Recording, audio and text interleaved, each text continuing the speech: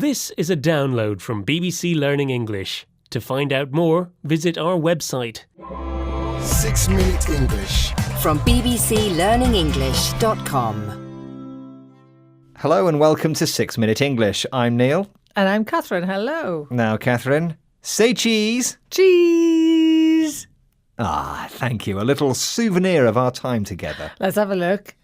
Hang on a minute. You just took a selfie. I wasn't even in the picture. Well, that's the magic of the smartphone. 2 cameras.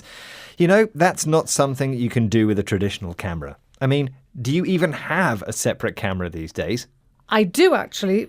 It's in a cupboard somewhere at home. Well, that is the topic of this programme. Have traditional cameras been completely replaced by smartphones? Or to put it another way, have cameras been made obsolete by the smartphone? Interesting question.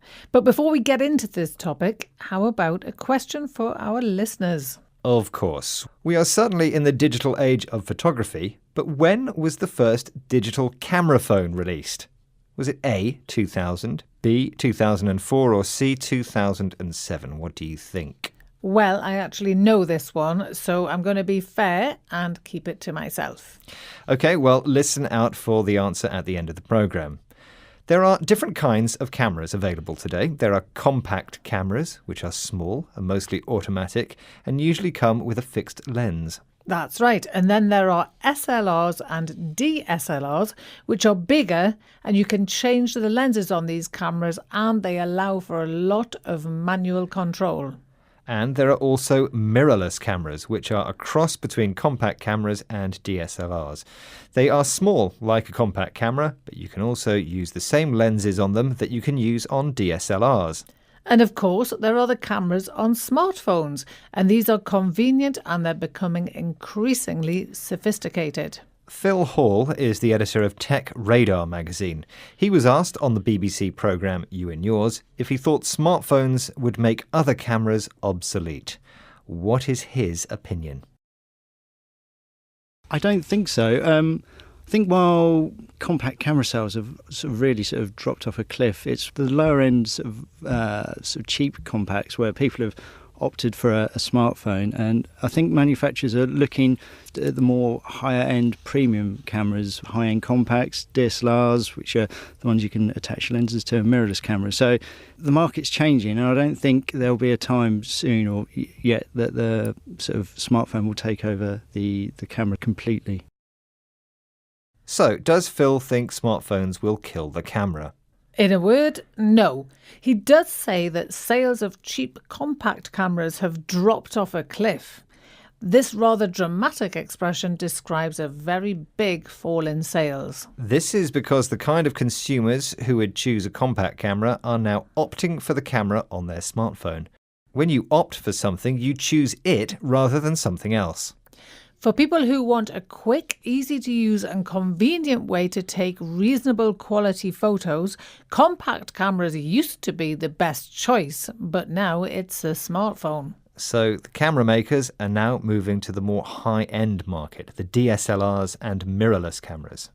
So who is still buying these more expensive cameras? Here's Phil Hall again. I think it's some of it is people who are picking up a smartphone and getting into photography that way, and that's a really great first step into photography. And I think people are probably sometimes getting a bit frustrated with the quality once they start pushing their creative skills, and then looking to see what's the next rung up. So it's people wanting to broaden their creative skills a bit. Who does he say might be buying cameras? He says that people who are getting into photography might get frustrated with the quality of smartphones. Getting into something means becoming very interested in it. And if you're frustrated with something, it means you're disappointed with it. You're not happy with it. So people who have got into photography with a smartphone but are frustrated with its limitations and want to be more creative are going to the next level. They're moving up. They are, as Phil said, taking the next rung up. Now, a rung is the horizontal step of a ladder. So the expression taking the next rung up is a way to describe doing something at a higher level. Now, talking of higher levels, did you get this week's quiz question right? The question was, when was the first phone with a digital camera released? Was it 2000, 2004 or 2007? The first phone with a digital camera was released in 2000. Now, to take us up to the end of the programme, let's look at the vocabulary again. First, we had the adjective obsolete, which describes something that's been replaced and is no longer the first choice. When the expression to drop off a cliff is used about, for example, sales numbers, it means sales have fallen significantly over a short period of time. To opt for something means to choose something. And when you become very interested in an activity, you can say that you get into it. If you're trying to do something and you can't do it because you don't have the skill or the equipment you are using is not right or not good enough, you can become frustrated. And developing your skills to a higher level can be described as taking the next rung up. Right, that's all from us in this programme. Do join us again next time, and don't forget that in the meantime you can find us on Instagram, Facebook, Twitter, YouTube and of course our website bbclearningenglish.com. See you soon. Goodbye. Bye. 6 Minute English. From the BBC.